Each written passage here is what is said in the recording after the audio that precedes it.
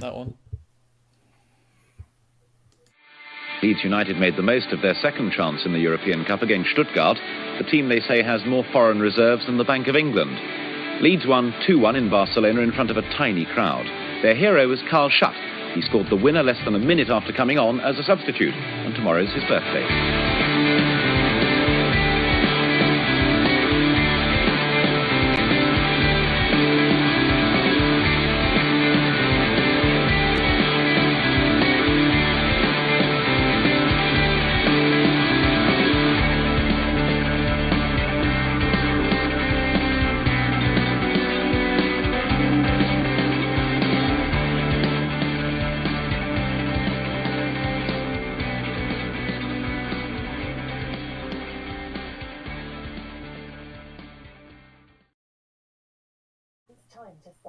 Hello, good evening, and welcome to episode 162 of the Talking Shutt podcast. Who's Alexa with that? I'm in the bedroom. As you can tell, if you're watching this live, and probably you can tell if you're listening back on the podcast as well, that we're not at Ossett United tonight because some selfish bastards decided to drain the fuel systems in the local area, so we couldn't get together this week. So we've reverted back to type, and we are back in our respective rooms. Raggy looks like he's in some sort of a cupboard. Yeah, I've actually moved. Yeah, well, have you moved in with young Ben? Are you in young Ben's cupboard? Yeah, I saw young Ben on Saturday night actually after the game. Really skinny young Ben now. I saw him burning as well. He's lost a lot of my weight. Bless him. Yeah, he's lost a lot of weight. So obviously, I'm joined by Rags, and I'm joined by Ben, fresh back off his holiday. Ben, how was your holiday, pal? I wouldn't say fresh. It's like I still need an holiday. I don't know why, but I just. How was the Greek island? All right, yeah. Great. You can't complain at 30 degree every day, can you? No. It was awful. I woke up Monday morning, all you can hear is like freezing cold rain pelting your window. It's a bit of a it's a bit gutting, isn't it? Bump back down to earth, isn't it? Definitely. So we're live tonight on Facebook, Twitch, and YouTube. If you're watching on any of them platforms, which a few people are, please share the stream, smash a like, tell other people to listen, all that type of stuff. Obviously, tonight we're brought to you by our fantastic sponsors, the guys at The Athletic, bringing sports coverage from the very best writers around the world. Manscapped to keep your balls in trim, and they have just extended their loan contract with us as well. They're staying with us for a bit longer. We got an email, Ben, didn't we, off our American counterpart. I didn't reply to him, did I? Right, I'm going to do that as well. Mr. Vuvuzela, that's his name. And obviously we're brought to you by the fantastic guys at THERES, all the very best in retro kit culture. Unfortunately, no Terrace Mike tonight. He's got a headache, bless him. So he's gone to sleep it off, but he'll be back next week when we return to Ossett United. Right, lads, I'm going to come quick at you with a question. Are you panicking? Genuinely, because I'm like peaks and troughing about panicking. When I walked out the game on Saturday, in the time it took me to leave the East Stand, walk back to my car, which I parked in the Sulzer car park, I'd gone from really panicking, thinking, shit, we could be in trouble here, to then actually driving home, chilling my beans a little bit, stop being so fucking emotional, and actually take the game into kind of what it were. And I'm now on the next 3 games are very important. We could really kickstart a season, but I'm still not that worried. Where are you two at currently? We said a few weeks ago that the end of October is going to be, I think it was the week that you want there, Gary. I think I said it. The end of October is going to be the key of how this season is going to go. If by the end of October we're still in a similar position than we are now, we are in big trouble. Because we're coming up against teams now, we need to start taking points. Newcastle was one. West Ham, with how they've started and how they sort of finished last year, or their season last year, I thought a draw would have been a good result. But yeah, I think we probably could have won had it not been for the last sort of 20 minutes-ish. But yeah, we need to start getting some points. Rags, same question to you. I feel like I'm on blind date. Same question to you, Rags. What do you like to say about? Anyway. So I went to the game with my dad this week. So it's the first time he's actually been to a game this season. And obviously we were discussing it beforehand and everything like that. You don't want to take your how you felt at 90 minutes at the end of the game, because me and him walked back from the stadium to the city centre. I don't think we uttered 2 words to each other in the 35-minute walk, because we were just so deflated. But obviously, by the time we record this, you have a time to properly think about it and everything like that. In the build-up to the game, because of what's gone on and because of the injuries, and you knew who we were going to be playing for Leeds and everything like that, we genuinely thought we were going to lose the game. Like, before we'd even kicked a ball, we would do well to get a draw, but the way we played that first half and going into the second half, 1-0 up, Klitsch in the second half puts that one wide, with the goal gaping. That 2-0, you're gonna win that game, in my opinion. We're gonna win that game, and for all the build-up, for all the players that we're missing at this stage of the season, that's a fantastic result. It's just then we don't do that. He puts it wide, and then what happens, and then it's just an absolute sucker punch. So there's no need to panic, because, like I say, we're missing a lot of players, but there is a lot of concerning trends that we're not arresting, and we talked about it last week, mainly second half performances, and it happened fucking again, and that's the thing that's so frustrating, because I'm not a footballing genius like Marcelo Bielsa is, and I can see it week in, week out. And I mean, I'm sure he can, but we need to be able to do something about it. Yeah. I was quite lucky this week that I got to watch it so he stand up a bang on the halfway line. So I got a real feel for his positioning, his shape, how he set up, all that type of stuff. And we'll talk about it in a bit more depth as we kind of go on. But I thought first half, Rodrigo particularly and Rafinha, the movement, West Ham really struggled to deal with it, because, as Ben's going to remind me, Rodrigo played a false 9, which I hate that phrase. And as long as we don't start talking about having double anchors, I'm not bothered. But he played that false 9, and to be fair, it was a very clever tactic, because he ain't going to go up against Kurt Zouma and the other giant they had, Bonner, at centre half, because he's just going to get ate for dinner, really, against them two for sure. But he also, his starting position were kind of traditionally a 10, weren't it, where he was between the line of defensive midfield. That was kind of his starting position, but then he kept coming deep to receive the ball, which then nobody really knew whether to pick him up and not to pick him up. And he was our creative influence with Rafinha the first half for me. What we saw with that is there was no change in what Rodrigo does, but more a change in where he does it. Yeah. So because he was more forward, it looked a lot better, because he had more time to do what he does best, which we discussed a few weeks ago, that getting on the ball and doing some really nice turns and laying it off and stuff like that, and he's really smart in doing that. But when he plays at 10, he just struggles to take that off. But then he plays at 9, and it really suited him. And it meant Klitsch could run past him. It meant James could get in down the left and Rafinha in the right, and they could change around a bit. And we started to look like Leeds United again, with a bit more chaos in moving round. And it wasn't as... I don't want to say we've been quite predictable earlier in the earlier games, but we looked a lot more chaotic dynamic in that game, yeah. And we caused a lot of problems. Yeah, I mean, Aaron Cresswell looked like he wanted to go home just before half-time.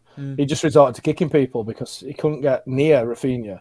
And then Rodrigo he'd pop up out wide as well to create them sort of overloads in wide positions. And yeah, I'll be honest, when we scored and we went into half-time, I think I tried to tweet from my new personal account that I've set up, Ben. It's still there, by the way. And it won't let me send it, and I'm glad it didn't, because I think it went along the lines of a solid first half. Rodrigo, Rafinha, the standouts. Firpo much better than we've seen before. Cresswell doesn't look out of character in there, for his league debut against Mikel Antonio, and it didn't send. And lo and behold, I came out of ground and I turned Twitter on, and that was the first thing that popped up, and I thought, like, God, I didn't send that, because I became second half. So let's discuss then. So obviously we all know what went off first half, but let's discuss then. Let's start with Stuart Dallas. Obviously, been a lot of. Are you going to ask me about the second half, because I ended up a bit drunk, to be fair. We've been on holiday, in the bar, weren't you? Yeah, I forgot. Yeah, so we'd been on a boat trip for a day, like 3 islands and that, and the boat was coming. Sorry, did you go to that volcano? No, we're in Kos. Yeah, I went to Kos. Yeah, I went to that volcano.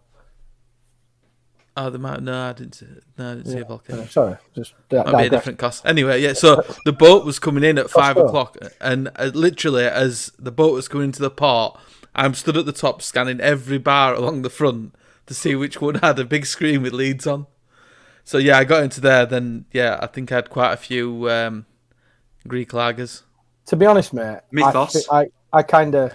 No, it wasn't Mythos. It was the local one, which is like, I can't remember what they call it. It begins with a Z. Like Aldi's version. Yeah.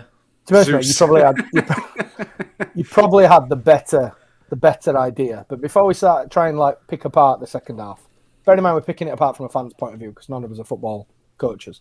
But Stuart Dallas, riddle me Stuart Dallas. Obviously, we've seen he got withdrew from the Northern Ireland squad, and there's lots of rumours as to why that were. And I don't really want to go into them because it's not really fair if they're true or not true, if that makes sense. But like, he looks really off colour at the moment, and I would edge on the side of, if I was in charge of the team, I think I'd take him out of the firing line a little bit. But no, he's a victim of the injury crisis as well, because who are you going to put in? There's not fit players. You know, you've got Shackleton who's doing a good job when he's put in midfield, but now he's having to play right back because Aylin's injured. You know, we didn't go out and buy another central midfielder.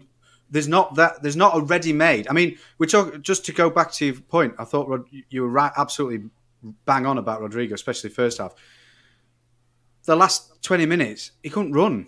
Like he would absolutely knackered. But we haven't got a fit player. I mean, I think Geldart was on the bench and probably Greenwood and that.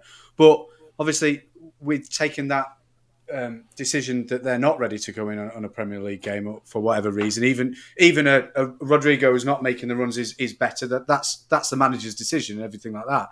But it's the same. It's the same with Dallas, and you're quite right. Right now, he doesn't need.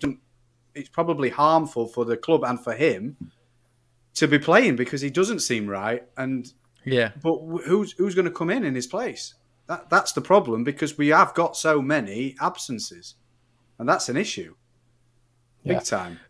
But do you not think it all comes back to the transfer window when we were all saying we need this central midfielder? Mm-hmm. Yeah, and whether we could have got through it without, if we did not have these injuries and Dallas had not had bad form, it's all right. But it all just seems to have come like straight away that this is where we're at. We've got Aliens out, as you say. The two centre backs are out. The Forshaw's injured again, so you can't bring him in, and it's literally bare bones, and we're having to rely on Dallas, because there is no one else. On that point, then, and this is the bit that I'm kind of taking a little bit of comfort in how poorly we're being defensively at times. I don't think we've had the same game with the same centre-half partnership all season, have we? I might be wrong in that, but like I think on Saturday was yet another centre-back partnership. Before that, Newcastle was Ayling and Cooper. Yeah. Before that was Stroik and Cooper. Before that was Llorente. No, Stroik, because Stroik got sent off against Liverpool. He came on in that game, didn't he? Yeah. I think we played a few games with Cooper and Llorente. Yeah.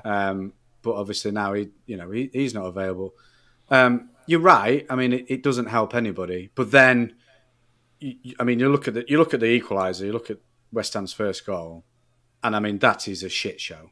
Yeah. From a defensive point of view, and there's obviously, Firpo is a big one, but he's endemic of a few problems there. It's not just his problem, but to wander off in the way that he does and then make no effort to get back. But that you can't. I'm going to maybe defend him there. That's what our fullbacks maybe he should have done that on Saturday. There were times that Alioski had go wandering across the pitch following someone, my worry there is how it was Bowen, wasn't it? Who got so much space. Bowen was Cooper completely on his own. Yeah, and then Cooper's trying to close him down and gets nowhere near him. Why does he show him inside? I can't work that out, me. He literally gives him chance to step inside. I've got an answer for that, but I am not saying it. Okay, I literally scream him from the east stand. Close him down. Close him down. He's going to get the shot off. And he gets the shot off and it goes in. But anyway. But it was very much the same. Who did we play? When we played Newcastle. He had the better.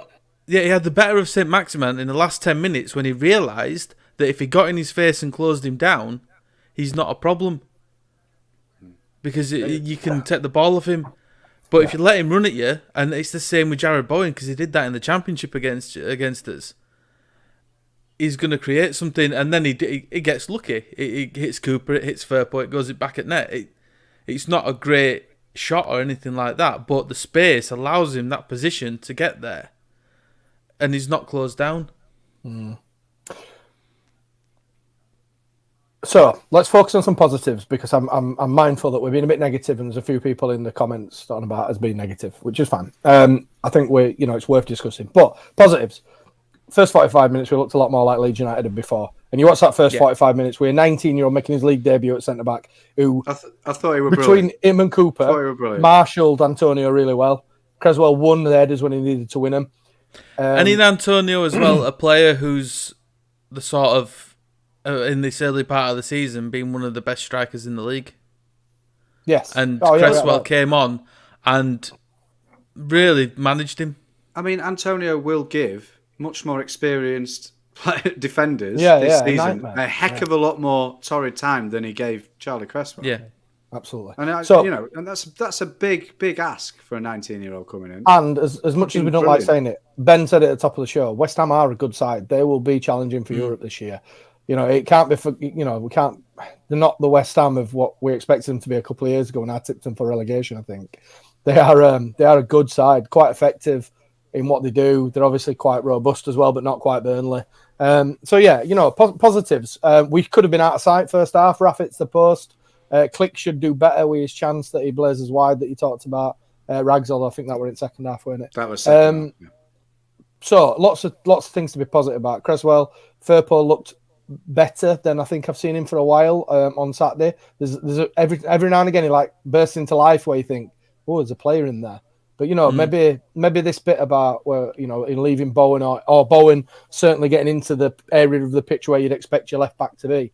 Maybe that's just still a bit of adaptation to the way that Bielsa plays, because I dare say there's not many teams around the world that mark man for man all over pitch and then realise at what point to stop doing that and switch over or whatever else. So, still a bit of a adaptation period. Raf could have been out of sight. What else positives to look at? I thought Shaq was spot on at right back. Shaq was brilliant. I said Dan to James. A guy, a Leeds fan that was sat next to me, I thought he was probably the best half that Shaq's had. Yeah, and he's had some good games for us at times, but I thought he was brilliant. And Dan James, I thought he was good. Has it come out why he got taken off? I've not been following it a lot as well, but because I think that sort of scuppered us a bit. We was in that rhythm going into half time and changing him, and I guess it's maybe did Harrison come on for him? Yes, it was Harrison and that sort of at half time. I've got a theory on why he brought him on. Go on. And my theory is that he brought him on because Harrison's first touch is better than James, and Bielsa expected West Ham to come at us, and he wanted to go longer earlier and expected a better outlet in Harrison than Dan James. That's my opinion. Yeah. Okay. Fair enough. But it just didn't come from Harrison, and I think that's maybe Harrison seems to be better when he starts a game. He grows into a game. And at that point, in coming to the second half, where we'd dominated a first half and we were looking to push on, it just didn't seem to work. No. Could there be an argument that Mikel Antonio shouldn't have even been on pitch anyway? I definitely said that, screaming from the cop when it came up on the screen. Watching Match of the Day, I think it would have been an incredibly harsh red card. It's definitely a foul. I mean, definitely a foul and a yellow.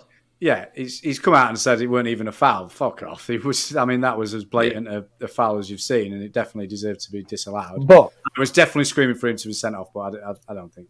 But the argument, Rags, I've got, and this. Let me just precursor this. I'm not for 1 minute saying that because he didn't get sent off, lost us the game. Many things lost us the game on Saturday. That's not one of them. But I think there's an argument for another yellow card. There's one where he pulls Cooper back quite sort of cynically later on in the game. He gets away with one for me on Saturday, Antonio. Not necessarily just for the elbow on Meslier, but for me, he could have got a second yellow. As time went on. But I mean, I think the nature of the way that they score in the 90th minute, and I tell you, some of their fans were complete shithouses, weren't they? I think one of them went for Harrison at one point when he went to collect the ball from over at their side, which was peculiar. But anyway, by the by, I think the nature of conceding in the 90th minute, because I'd accepted from about the 75th that I'll take a point here. The worry from that sort of time was, for me, that we didn't look like scoring.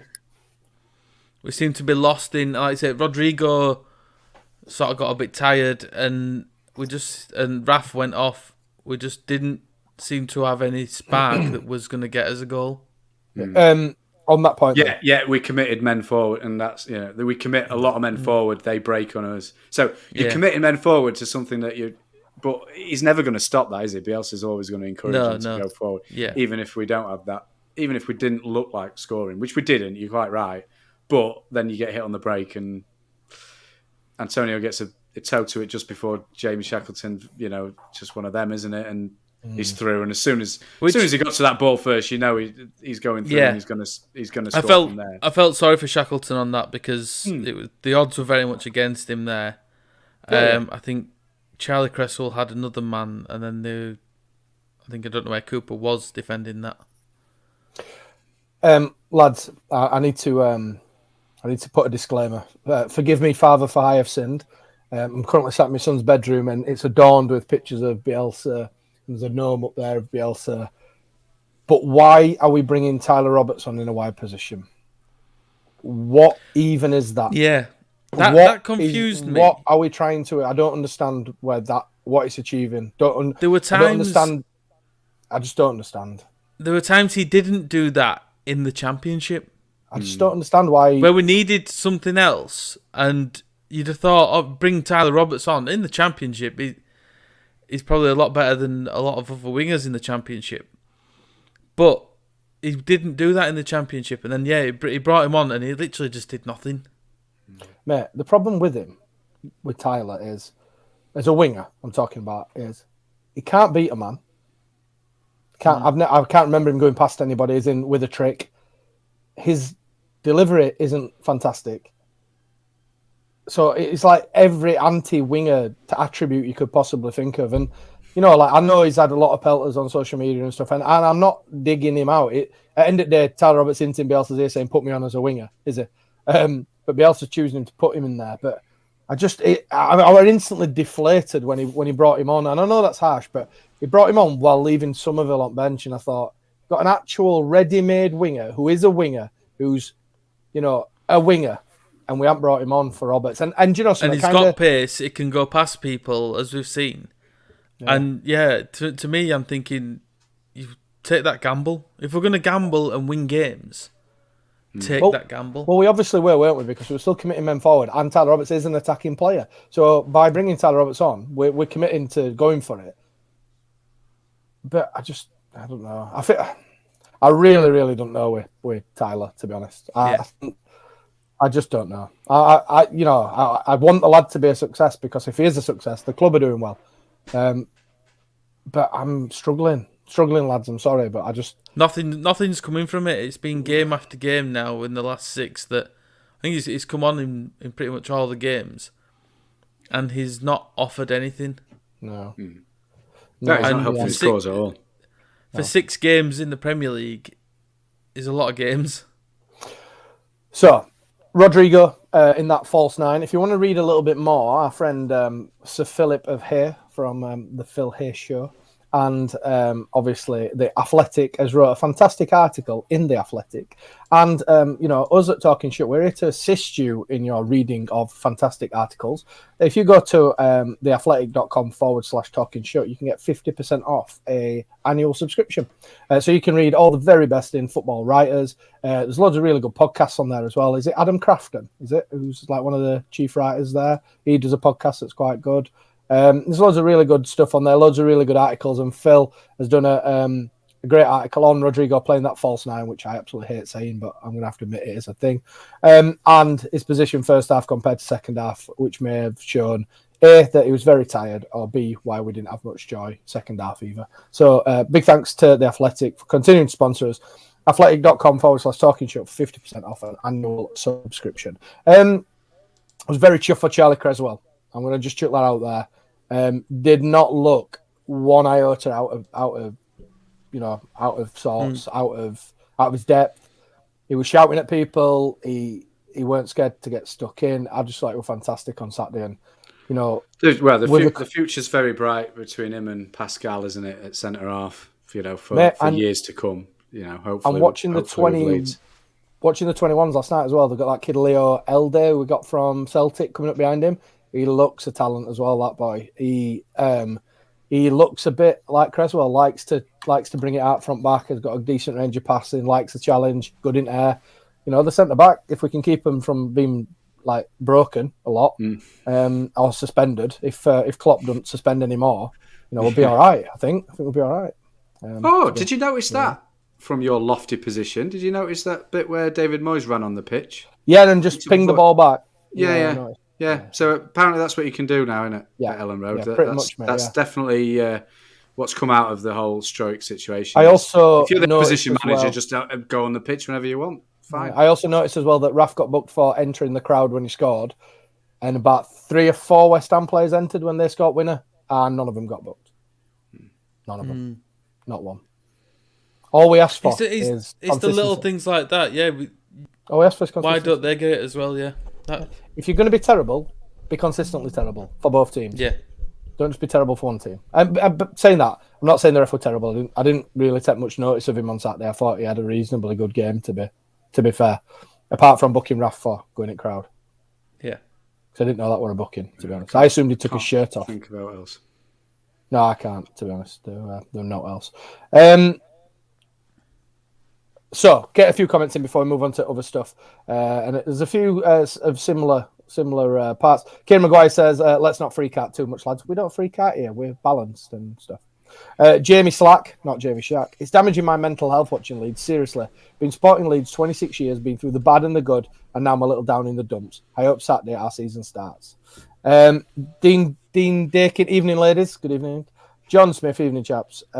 Andy Epps says, evening guys. We had enough fuel to get home on Saturday. Yeah, Andy came up with the Invicta White, so I'm glad he made his way back down. John Smith says, did anyone tell Ben that he's meant to sunbathe? He looks like Casper. That's the light in here, but yeah, I've got ginger skin. There's a few people thinking Raggy's recording live from heaven because of the sponsorship at the bottom. It looks like he's got an aura around his head, which is nice. Alan Stirk says, no need to panic. Playing okay, just lost a bit of fizz from last season. We need a break with injuries. Yeah, he's right with that, I think. What else we got here? The volcano is in the Canary Islands. Tony Avercroft. I googled it, Tony. I'm wrong. Nissi volcano it is, off the island of Kos. Right. I went there. Let's have a look what else we got here. Dean Dakin again, who called us all ladies a minute ago. Need to get the partnerships established. Shax, Raf looks better than Aylin, Rafa, and Firpo, and James and Harrison need to bed in. Agree with that. Good to meet Gary in the East Stand before kickoff. Yeah, nice to meet you, Dean. I did think I was going to get a clubber on face. My lad and his mate had just gone for a wee, and I got Mr. Davenport, and I thought I was back at school for a minute, and then I thought I was going to get filled in. Thankfully, neither of them above. On Aylin, I think if Aylin's injury is short, like a couple of weeks, it might be just a nice little break for him because he'd not had the best start. But there has been a few things going around that they might be done for the season. So yeah, I've heard that as well. That can be good. Benjani Whitaker, it's bad we're blaming the referee. I'm not blaming the referee. actively said before we made that comment that the referee wasn't the reason we lost the game on Saturday. Got to be realistic. Without Bielsa, that squad is a top-end championship at best. Did we really need to sign Dan James? Yes, because Elder Costa was crap. I'd probably say not. If we don't win our next 2 games, then we're banging trouble. Well, yeah, some good points in that, but we're not blaming the ref. And, we beat Watford. We beat who forgot after that? Southampton and the one after Norwich. that, which is Norwich. Norwich. They're all 3 winnable games. We're like 8th for 9th at least. Yeah. Not I think if we win on Saturday, we could move up to like 12th or something like that. It's very close, and people are dropping points all over the place. So it's easy to get out of this. But yeah, winning games. That's all we have to do. Just win a game. Listen, the other positive things as well is that we know with the manager we've got, he'll have not slept much. He'll have been watching that game over and over again. He'll have been analysing. The players will have been up there today analysing the analysts that did the day before. If ever there's a bloke who will solve the problems and dig us out, it's that guy. Because if he can coach a bang average championship team to get promoted 10 points clear, and then keep the same team with a few additions and get them to 9th in the Premier League, I'm sure he'll be able to iron the problems out a little bit. I guess the only worry is this something that can be coached? Because they're looking to do the same things that they've always done, but it's just not happening all over the board at times. And to me, it's like a confidence thing, and I guess it'll just change around. If it's going to change around, they'll just click it and it'll happen, and we'll be good for a few games, and we're out of the trouble. Mate, I was talking to a Blades fan today at work because they're having a bit of an up and down season. And obviously, I just work around corner from Bramall Lane now. So I was having a chat with him about it. And we were chatting we got on about Leeds. And I says, do you know what? I says, it could be one of them where we put 3 past somebody and it kickstarts the season. And, we're better than we are. It's got that feel of it that, Newcastle, we should have had more than 1 goal.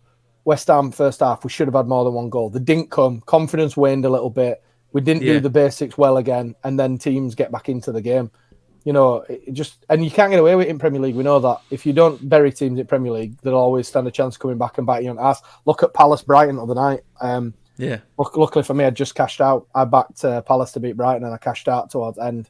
And then obviously Brighton gets a last minute. If you don't bury them, they're going to come back like Tyson Fury getting clobbered by Deontay Wilder. Such fierce rivals as well. The fiercest rival. The M23 derby. Yeah, exactly. Oof, you don't just sleep on you. Yeah, I know. Why? Does anybody actually know why that's a thing? Or did they just not have any friends, so they just picked on them? I went about it with my mates because I was joking like we just did then that it's a bit of a weird one. I think they did have like a historic game like 10, 11 years ago or something that was quite a close game, or like championship or something like that. And then might have even been a playoff or something like that. And but as well, like they've not got anyone else, have they? So Brighton haven't got anyone around them that are in the sort of top few divisions. And then you look at Palace, we were sort of South London. Wimbledon moved. They've not played AFC Wimbledon a huge lot. I guess because they haven't been. I wonder if they hold the rivalry with MK Dons as well. Well, yeah, no, after they maybe. stole a I don't club. know. The rivalry is Stole a club. Yeah, but then you look at the other like, so you think like South London, you've got Millwall, Charlton, but they're sort of against each other, Millwall and Charlton. That's their sort of local derby. And West Ham probably could put them in there as well. Millwall, West Ham. You've got Chelsea, Fulham, QPR and Brentford, I guess, are the close ones there. And there's no one sort of around Palace. So it's like them two have sort of had this game and then thought, oh, we're rivals. Yeah. They're two they've got nobody else. Clubs. And just, like you say, they don't actually kind of rival anyone else. So let's just rival each other. Yeah. Yeah, it's a little bit odd, isn't it? Right, before we get some more Leeds United news about other stuff in the news at the moment about Leeds, we need to hear from another one of our sponsors, our friends at The Terrace. Lads, The Terrace are on FIFA 22, believe it or not. I've seen the few pictures on the shorts and stuff like that. Yeah. So obviously they sponsor Wigan and Bristol Rovers. They're still in the league, aren't they? Joey Barton's Bristol Rovers. Anyway, yeah, they're in FIFA 22, which is amazing. So by proxy, we're in FIFA 22 as well because they sponsor our podcast. So I'm having Also, Steve, have you seen that clip of Steve Bruce who's got 99 pace? Mate, did you see his turn of pace? It was impressive, wasn't it? That's amazing, that little clip. Even Alan said maximum commented on it, didn't he? Yeah. He says, as Brucey got that one, I've only got 89 pace and he's got 99 or something like that. Anyway, back to our friends at the Terrace. So, for all your things retro kit culture, go over and check our friends out at the Terrace. Loads of really good stuff on there. They've just released some new Goat Store UK word search prints where you can get Leeds United ones, and it's full of Leeds United legends. And you can literally hang it on your wall, and they're all there. So you can, if you're bored on a night in between, what's the latest thing on telly? Vigil, I think. You can look for Squid Game, mate. It's all about Squid Game. Squid Game, Raggy suggests Squid Game. So yeah, loads of great good stuff on there. Everything you can imagine, retro kit, loads and loads and loads and loads of Leeds stuff on there. Mugs, you can see a few behind me here. My son's bedroom, training wear, everything you can possibly imagine. At theterracestore.com, go check them out and keep an eye out for them on FIFA 22. I won't be playing FIFA 22 because I'm a grown up. That's code for I'm not allowed a PlayStation 5. So I'll be playing my sons when he's at school. That's what that code is. Right then, in other Leeds United news, Liam McCarron, new contract, converted him from a left winger to a left back. He's featured on bench a couple of times, and I think he was on bench on Saturday actually. Obviously, Firpo is our only recognised left back at the moment. Obviously, Stewie Dallas can play there, but Liam McCarron, I've been impressed with him when I've seen him, to be honest, for 23. So it seems quite wise to tie him down to a new contract, a 4-year deal. Jack Jenkins, new contract. What did you get out of it, mate? My man. I got a book of stamps. A sweet signing bonus there for you. I got a book of stamps. No, I'm really pleased for my mate Jack, who I've never met, but this rumour will continue. So yeah, new contract for Jack, good player. I rate him a lot, as I've talked about many times before. But he does have a feel for me like a player who could do with a loan, especially with the emergence of Lewis Bate, which we'll talk about in a little bit. I think a loan would suit him at like some roughy-tufty level, like League One maybe, and go and get knocked about a little bit and just get that side of his game boxed off. But we'll see. The under-21s played last night in the Papa John's, so you win a load of pizzas, which is nice, against Oldham. Sounds like my kind of tournament. A proper man's team who fielded a Leeds United former player. Can anybody name who that may have been for Oldham? Alfie McCalmont? No. No, he went to Morecambe. He's at Morecambe, Ben. No. Former Leeds player. Come on. Oh, I don't know. He's about 900 years old. Eddie White. Set piece. He was a bit of a set piece specialist. I'll give you a first name. Alan Sheehan. Alan Sheehan is at Oldham. All right. He must be surprised he's still playing. 400 years old, yeah. So anyway, Alan Sheehan's at Oldham. But no, I watched the game on LUTV. Top work by Thomas Hill again, by the way, who, to do commentary on your own at times, although he had Ben with him last night. It's difficult, so well played to him. But they were very impressive, last night against Oldham. And the name that I mentioned earlier, Lewis Bate, was absolutely outstanding. Absolutely ran the show. I didn't see the game, but I've seen his name a lot on Twitter today. He ran the show, mate. So, considering that we've got no midfielders, mate, is he knocking on the door? I'd bring him on the bench, genuinely. Somebody else, Adam Stocks from Gone Off on a Tangent podcast, I was speaking to him on the phone over there, and Southampton signed the kid Livramento from Chelsea, right back. He's about 17. If you read what you read and believe, Bate was rated higher than Livramento. Bate was the next big thing. Livramento's playing week in, week out for Southampton. Yeah. For me, Bate has got to start featuring on the bench. He's got the attributes that we're screaming out for. I'm not for 1 minute saying he's going to come in and take the world by storm and all that type of stuff, but he seems to me to be a good option off the bench at the minute. Yes, he's on the slightly smaller side, but young enough. Old enough, good enough, isn't it? That type of thing. So, we're getting down to the bare bones in midfield. So why ever not? Got a good range of passing. He's got that little cleverness to drift into spaces and just pick it up and spray it. He knows when to speed game up. He knows when to slow the game down. He's got a bit of niggle in him as well. He likes a tackle. I really, really rate him. Like I said, the only criticism I would have, and it's not a criticism, his stature's a bit on the small side. He could do with, a weights program, possibly. He could do with just kind of mirroring what Charlie Cresswell's eating in the canteen. Eating them girders. Yeah, exactly. Get them girders out. But, really good. Also, props to Sean McGurk as well, who I like, a ginger midfielder. We like a ginger midfielder at Leeds. David Hopkin, Billy Bremner, Gordon Strachan, exactly, all the names. So yeah, I rate him as well. But all across the field, they were fantastic. The kid Leo Elder, I was impressed with. I'd argue that we're at a bit of a purple patch with the 23s at the minute. Like, probably not that we've seen after 2000 with that, that age group that fielded loads of first team players. I genuinely think, and granted we've signed a few of them, but I genuinely think that a lot of these players in this 23s will go on to have good careers, be it with us or be it with another team at decent levels.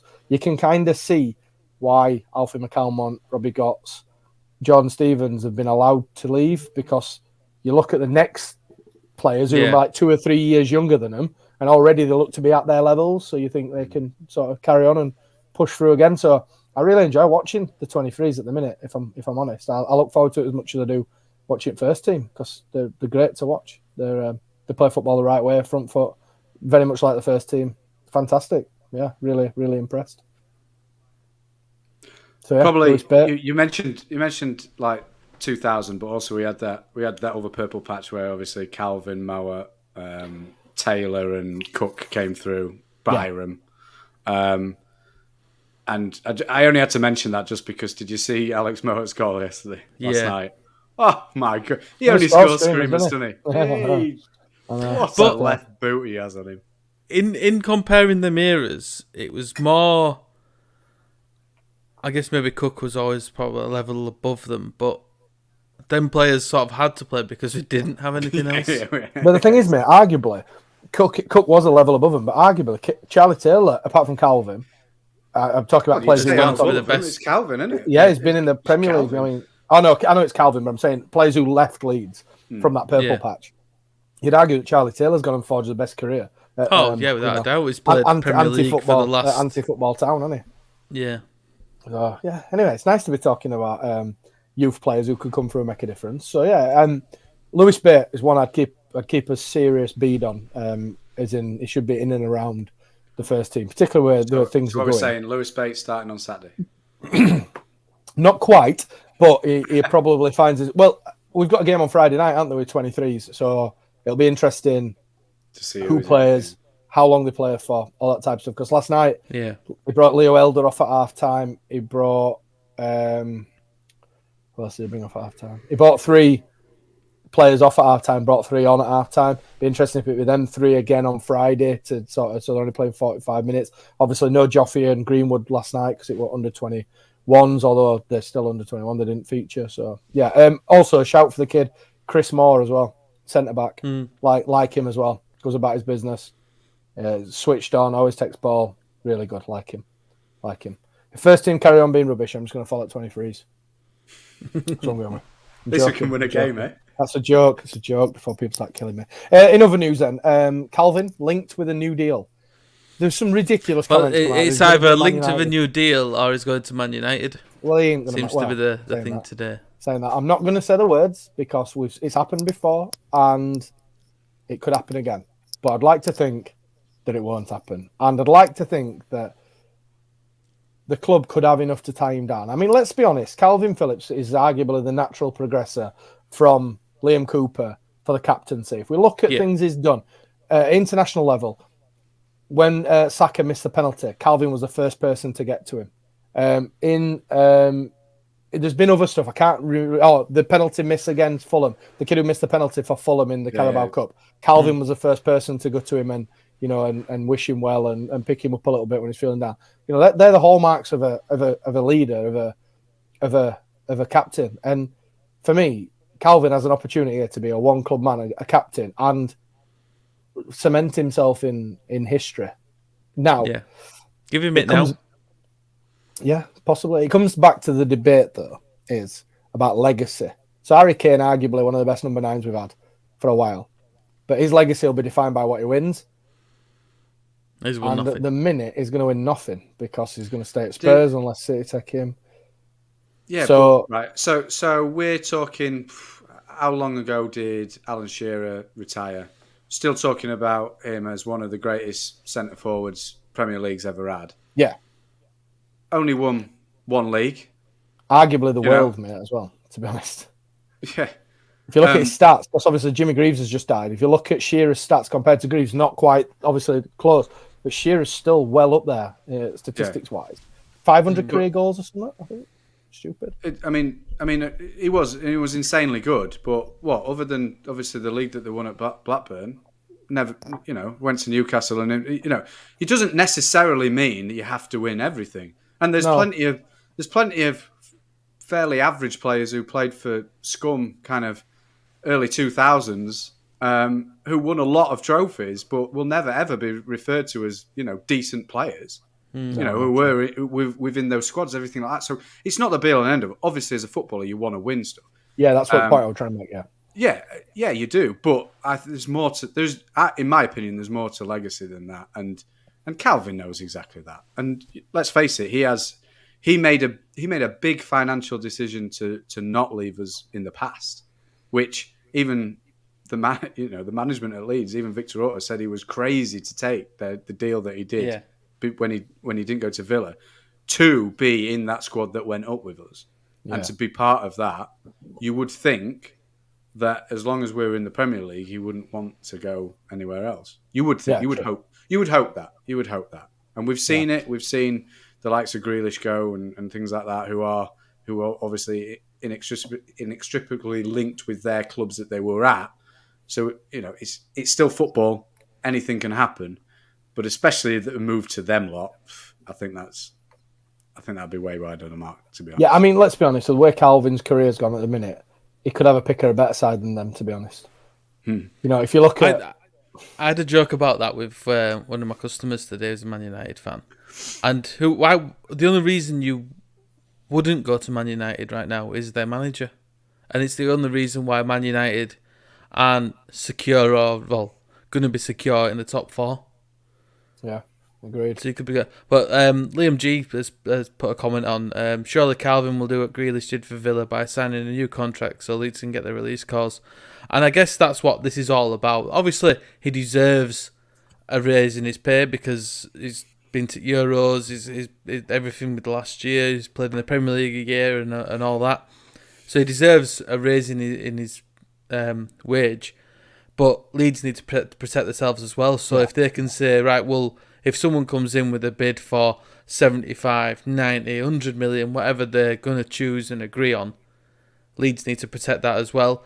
And I watched a bit of the Square Ball podcast earlier, and Moscow White started talking about if it comes to the point where we have to sell Calvin or someone comes into that, and you look what Villa did with Grealish, where they've sort of transformed the team, and maybe still the jury's out on their players that they've bought to replace Grealish, whether they'll ever be as good. But you look at our squad and how it started this season and the age of them older players.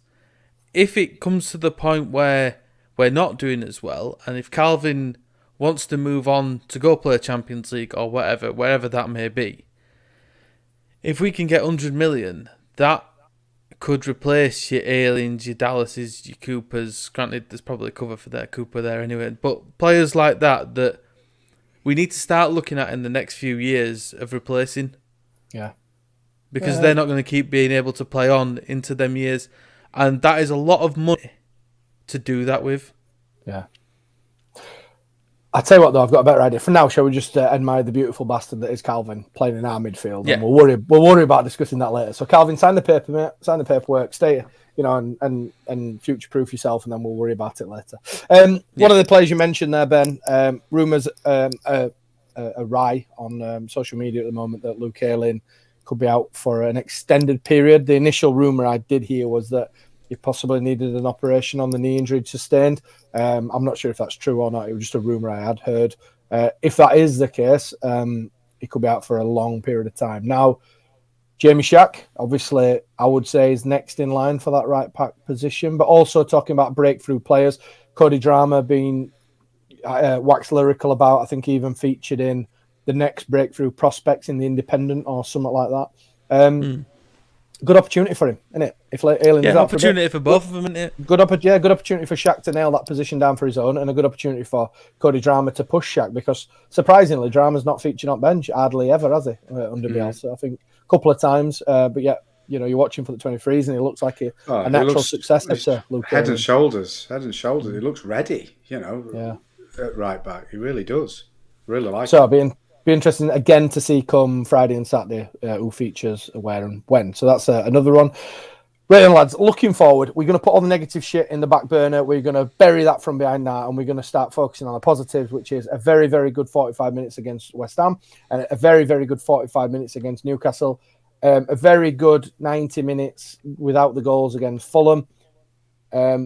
Let's start looking at putting a run together of a 90-minute performance, and we can do that this coming weekend against the Hornets themselves, Watford. Elton John's Watford. Is he still involved, Elton? Watford? I don't know, to be honest. I don't think he is. They were bought by the Pozzos that. Udinese, yeah. So, interestingly, with Watford, I brought this up with some non-Leeds fans. They've had a good start to the season, Watford. They're a good side. I've had a look at their results, and I beg to differ. Beat Palace, lost to Spurs, which they're struggling at the moment. Lost to Wolves, beat Norwich, who look in trouble already. I mean, yeah, they're pretty much down, aren't they? Lost to Stoke and drew with Newcastle. So, as opposed to our drew with Burnley, lost to Liverpool, drew with Newcastle, drew with Fulham, lost to West Ham. So, not too different. The difference is that they've got to win against Norwich, and we haven't. That's kind of the difference in starts, really. And Palace, yeah. So yeah, they've had 2 wins as we've had 3 draws instead. So that's where the difference in teams come. They've got one player that sort of worries me in Sarr. He seems very good. But apart from that, I can't say I can know a lot about him. They've also got Musa Sissoko. But I forgot he'd gone there. There's a lot of journeyman players that. I mean, you probably could say the same for us from a year ago, but yeah, we need to be looking at winning this. Let's have it right. Despite whether or not we've had this brilliant, whether we had a brilliant start to the season or the crap start to the season we've had points wise, Watford at home, you need to be winning that game. Yeah, Simple as that. Absolutely. And we should be winning that game. So, who plays Saturday? What team do you start Saturday? Starting with you, Ben. Name your team, then we'll come to Raggy, and then I'll name mine. So, Ben, going to you first. Name your 11, Bielsa. Obviously, Melier and net. Right back, I'd probably go with Shaq. Now, for me, and it's a risky one, I'd go Struijk and Cresswell because I think they both deserve it. But it's going to be Cooper's going to play. It's going to be Cooper and Struijk, isn't it? Because I just can't see anything else. Firpo on the left, obviously Calvin the 4. I'd go with Dallas and Click again, and then James, hopefully Rafinha, and Rodrigo or Bamford if Bamford's not fit. You wouldn't put Harrison in? No, because I don't think he played well enough in the second half. See, I'd have Harrison starting over James personally, because I think James is a better impact player to come on than Harrison. And I'd agree with that. And so far, James hasn't done anything. I don't think James has done anything. He had that chance, didn't he, on Saturday where he kind of nipped in front of Fabianski, but didn't quite get there. But yeah, he hasn't created much. No, he's still settling in. No, absolutely. But for me, he hasn't done enough. He's started games because Harrison's had COVID. For me, So for me, Harrison gets his. If Harrison was fit enough to come on at half time, that means he's fit enough to start. in the next game. So therefore, he's back in my starting lineup. And also, if Raf's still not 100%, because he went off on Saturday and straight up iced his thigh again, which were heavily strapped at Newcastle. He put ice on both legs, which I wouldn't take as being a huge issue, sort of injury-wise, but it is a bit of an issue that both of his legs are going this early in the season. If he's feeling them heavy, sort of 6 games in, yeah, maybe. It's a bit of a worry, isn't it? Point I was going to say is if he's not 100%, James did play on right hand side for them scummers of at Pennines, so he has got experience of playing over there as well. So there's an option to come off the bench. Raggy, would you change it in any way apart from what you've already said with James for Harrison? You see, for me, I mean, I think the back 5, well, the back 6, including Calvin, that picks itself. For me, if I'd changed anything, it would be if Bamford's fit, potentially, obviously him coming back in and then Rodrigo dropping it, because we have seen Rodrigo struggle in midfield, but against the better midfields, and I don't think Watford at home is one of them. So to put him in, and I might go, and we've played poorly at Old Trafford with this, but a click in Rodrigo midfield if Bamford's back, and just give Dallas a bit of time out. Give him a bit of a rest. So that's how I'd line up, and then have Harrison and Rafinha. But that's obviously with the big caveat of Bamford, and hopefully he's back because it would be good to have him back. So to just have a bit of fun, name your bench, Rags. Name the bench. Clarkson, there's a winner. Clarkson. Yeah, he's in there. Cresswell. If Drama. If Aylin's not McLaren. back, you'd have Drama in there. Bait, let's stick him in there. I want to see Joffrey. I want to see Joffrey. I thought he might come on when Rodrigo was like last 10 minutes. Rodrigo was barely moving, and I was screaming out for him. Is that a game you really want to be throwing a young lad into, considering they've gone up to 1-1 and brought it into 1-1, and then we were, like we said, not really looking like scoring? Is that a game and the pressure you want to put him under? But he's done that before, hasn't he? I mean, he has done. I mean, look at Huggins coming on at Arsenal when we were getting pasted. Yeah. In the past, look. I mean, I know it was a championship, but look at Stroik coming on against Cardiff when all of a sudden it turned round on us, and he threw him on there, and he was arguably to blame. He was arguably to blame for that. But you know what I mean? Bielsa's done it in the past. Yeah. But a decision was made. But he did. Like I say, last 10 minutes, Rodrigo didn't look like he did look like he was blowing a lot. He looked absolutely knackered, didn't he? To be honest, like he'd given everything. And like now we're back in grounds. One thing you can attest to is the amount of work he gets through Rodrigo. When Shelby came out in that interview and said that he'd asked him to stop running, he said, "No, I can't. I've got to keep running." You can see like he doesn't stand still. Very rarely stands still, if at all. To be fair, so right then. Let's get the scores on the doors with old Raggy's predictor and get some predictions named. Raggy's predictor. Well, it really pains me to say this, but we had a 3-pointer at the weekend. A Leeds defeat, and it was a 3-pointer. For someone who doesn't even have the face to turn up tonight. Mike Is that why he's not turned up? That's why he ain't come. That's why I've added him into fucking shithouse. What a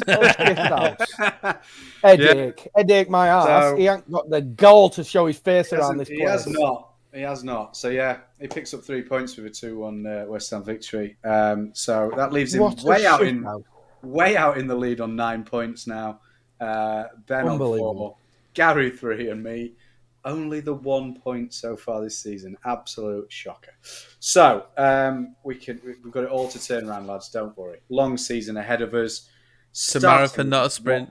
Absolutely. Starting with Watford on the weekend. I don't have Mike's prediction, and he's always my first one because he's leading. He's forfeited it then, hasn't he? Yeah, he probably reckons Watford 4-0, so I might put him down for that. Ben, you're next. What do you think? 2-0 Leeds. 2-0 home win. Let's hope so. Gary? I'm going to agree with Ben. I'm going to go for a 2-0 home win.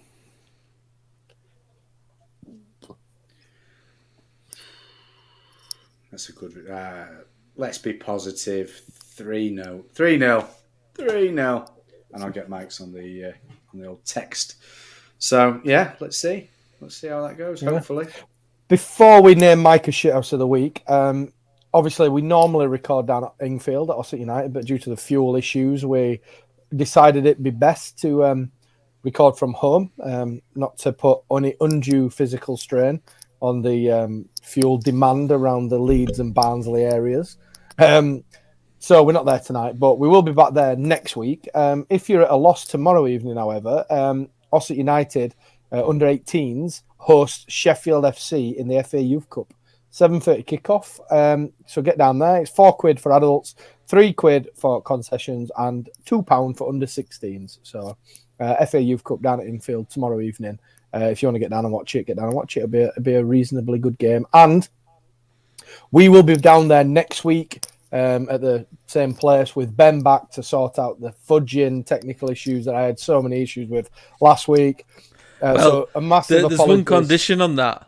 What's that? I'm worried on the state of what that box is going to be in. No. Raggy. What did I say at the end of the show last week? Even though I was very angry. You said throw everything in. I can't be asked. You'd be proud of me. The box is in good nick. Good. No. I put it all back. I put them Johnnies on mic that you like. I did it all. I did it. Did it all. So we'll be back down there next week at Kelly's Bar at Ingfield. So if you want to come down, now the nights are getting dark and there ain't much more to do. Can't sit on patio anymore and drink wine because it's, minus Penguin. Come down to Ingfield. Come and see us. Have a pint. We've got Star of Primum on tap. What more can you ask for? Good stuff. And they'll normally have the live game on in the bar, so you can come through, listen to us talk bollocks for a bit, and then go through and watch some actual football. So yeah, get down and we'll see you next week. Speaking of beer, it was Zythos Vap I was drinking. Zythos Vap. Yeah. Sounds like a paint which is a Greek one. Right. Yeah. Strong. Let's do this. Oh yeah. I don't know what it is. 5%.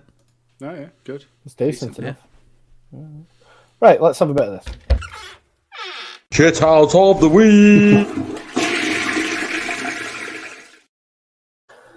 The ever-going shithouse of the week segment where we name people, groups of people, occasionally countries, every now and again a terrorist organisation, depending on what mood Ben's in.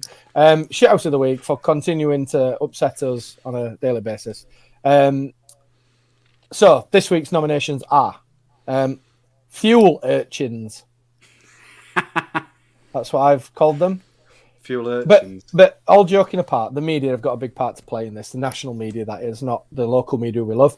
It is akin to taking a 5-year-old in the cockpit of a plane and say, "Don't press that big red button." Yeah. Innit? Like, don't panic buy. People filling up carrier bags with petrol. People filling up 53 jerry cans with petrol. Like, what is wrong with you people? Like, really? Thank God we're never going to go back, hopefully, to like when we had ration cards and stuff during World War. Because as things stand at the minute, there'd be people taking them from like old people's grips and buying an extra Mars bar because they need it more than other people. It's a sad indictment of the society that we live in today. That there were a woman on news this morning. My missus does this to piss me off. In fact, I'm going to put her in shithouse of the week. She puts Wow. She puts Good Morning Britain on telly on a morning. Good Morning Britain, right, on a morning. And I hate it because Good Morning Britain has become like it's like TalkSport, but for normal news. They're just on there trying to incite arguments. They'll get someone on who'll argue with someone else. Someone will disagree with someone else about something else. And there's this woman on, and they're obviously filming outside a petrol station. And she was like, I've come down today to fill up because I only had 3/4 of a tank left. She was very clearly like a pensioner. And she's like, yeah, but I've got to go pick my grandson up. Blah, blah. And I thought, no. You've got 3/4 of a tank. You probably do That's a kid to about 4 miles a day. Like, just fuck off. Well, when we discussed it yesterday about us doing the podcast, and yesterday, I mean, my girlfriend has to drive sort of other side of Leeds for her work, and she had a quarter of a tank. So we had the conversation that if she can't get any petrol for the next couple of days, then she might have to go in my car, and then how long is that going to go on? So that was what sort of brought up us doing it online through this again. And then we sort of discussed it in our chat that Raggy's got places to go with work and stuff like that. And it's just, we did the simple thing to not use the petrol that we don't have to use. Yeah. Because we don't need to be going to fill up and using it for the important things. And people are just going round and filling the cars up just for the sake of it, while there isn't a lot there. And it's just selfish. It's absolutely fucking selfish and dickhead fucking... You're just being a dickhead. It's gone. There is no need for it. If you need to go get petrol, there would have been enough there. I mean, we managed to go last night and get some for my girlfriend because she was running out of, in her car. We managed to go get some, but it's just crazy. I went shopping, so I came home from holiday 8 o'clock Sunday night. We went food shopping on Monday after work, and there were people at Pudsey Asda queuing all the way. If you know Pudsey Asda, you got to sort of go down the slip road off the bypass. There were people queuing up the slip road onto the main road to try and get petrol. And if you didn't need that right there and right then, why are you going for petrol? Just because people have said, there's going to be no petrol left. Because if everyone had the attitude that, I won't go, and let people fill up, then there's not going to be it's not going to carry on much longer, because they'll get it filled up, they'll get the petrol stations filled up, and in a couple of days it'll be back to normal. Agreed. It's all fed by every news article. It is the news. So you put a reporter outside a busy petrol station, and there was even one on the first day of it.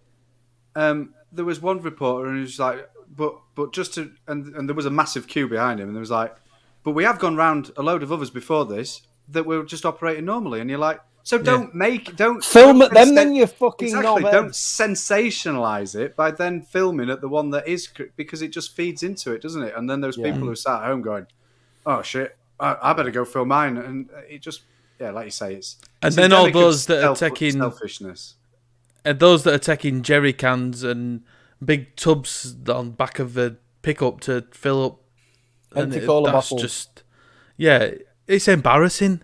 It is a bit. And also, what are we becoming? Also, it's incredibly dangerous. Incredibly dangerous. As a man of fire, the fumes burn, not the liquid. So if you're leaking fumes in your car, you decide to have a Royco while you're driving along, you're going to blow your eyebrows off. Even a static chat, like just rubbing to be fair, causing a static discharge. If they're that stupid to do that, then crack on. Yeah. Anyway, before I move on, I've got 7,000 rolls of Cashel bog roll for sale if anybody wants to buy it. I'm joking. So we'll bob fuel urchins on there. Mikel Antonio for his stray elbow into Spider Boy's face, and this is the one that hurts the most. Really, it cuts me deep to bring this one on here, but I'm going to have to.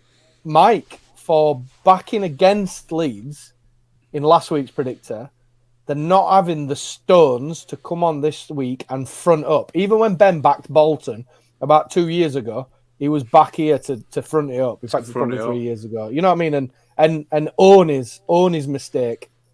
But no, I've got another one to add, which I've just thought of. UEFA for fucking bottling it again. Against the Super League sides. Yeah, bottled it. Absolutely bottled it. Yeah.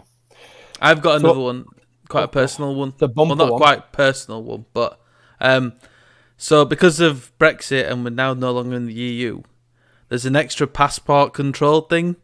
When at airports, and it really fucking riled me that I had to do that. That's not good, is it? So Brexit is in there. So this week's nominations are the Fuel Urchins, Mikel Antonio, Mike for pulling the equivalent of a sickie from school, Brexit queues. A sickie from school when he's not done his own work. Yeah. COVID-19, we're going to continue to bob COVID-19. Although I have noticed on these media outlets that are ranting and raving outside petrol stations, there's not much social distancing going off. The very same news outlets that 3 weeks before were predicting the apocalypse very shortly. Yeah, but COVID doesn't matter now because there's no fuel. Okay, sound. Just like COVID didn't matter when Afghanistan booted off again. Anyway, different story, different day. So, who do we wish to give it to? Fuel urchins, Antonio, Sick Mike, Brexit queues at airports, COVID-19. Well, who are we giving it to, lads? Who wins it this week? Hands down. Fuel urchins. Sick Mike, hands down. It comes as mate, if I turn GMB on it morning and they're not talking about Mike failing to show up for Talking Shutt and they're talking about fuel, I'll not be happy. Exactly. Ridiculous. But yeah, it's a tough one. I'm gonna have to get to fuel urchins because they've annoyed me more than Mike has, to be honest. So I love Mike. He's a freakish tall guy.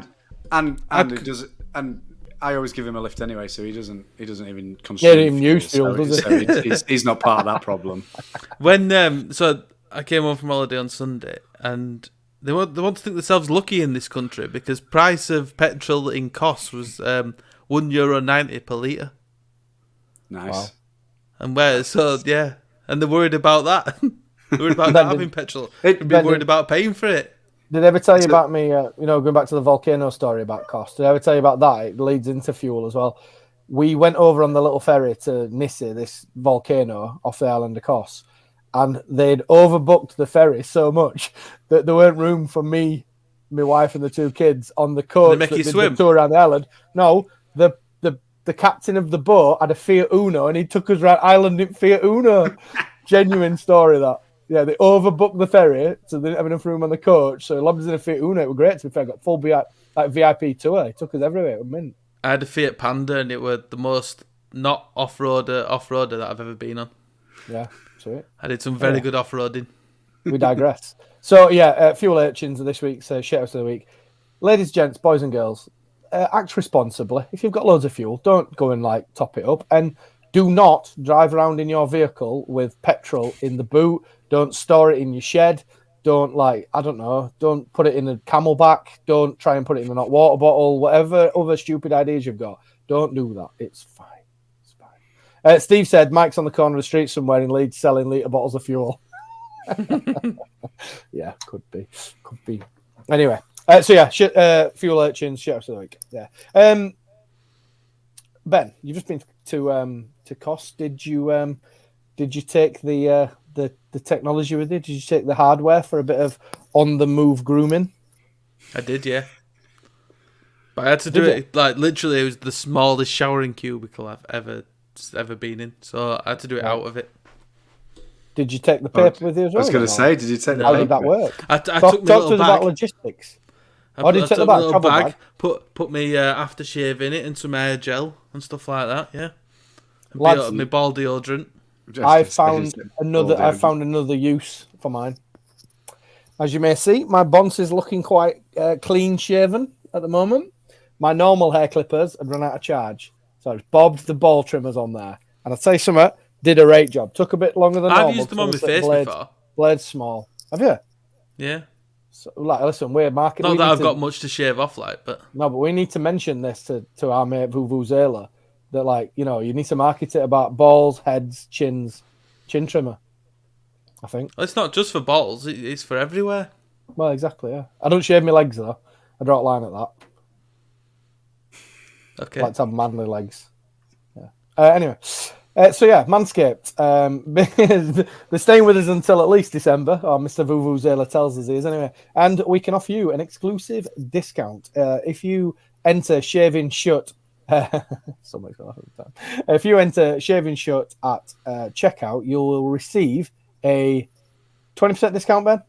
Yep, 20% and free shipping anywhere in the world. So if you're listening to this in Australia, France, wherever, Kos, Nissi Volcano, Cuba. I'm just pulling the names up now. Then get yourself one ordered. Shaving Shut at checkout. Loads of good stuff on there. The Lawnmower 4.0.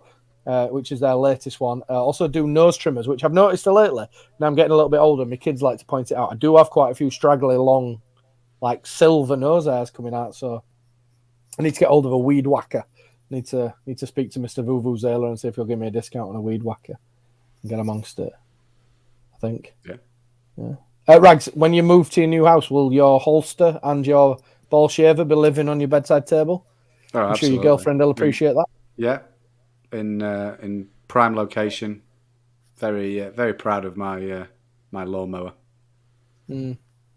So am I.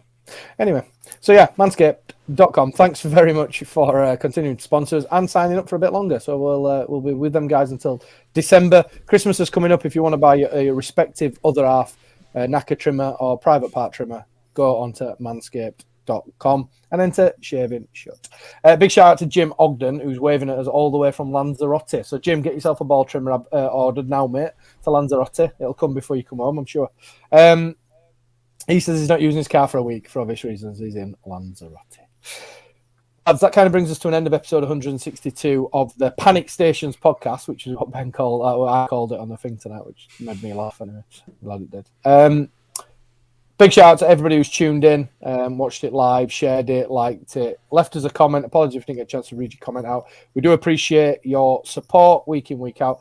Please, if you live in the local Ossett area, come down, have a beer, come and have a chat with us. You know, we'll even get you on, maybe, all that type of stuff. Down at Ingfield on a Wednesday night at 7:30. Also, a little bit of an exclusive. We are working on some pretty high-profile guests, with some luck, who we will be getting on in the future for some sort of one-off specials.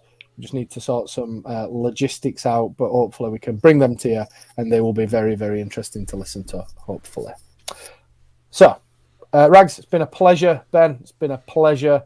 I'm off now to sort Ben's box out so he don't shout at me next week. And that's a big job. And, the state you left it in.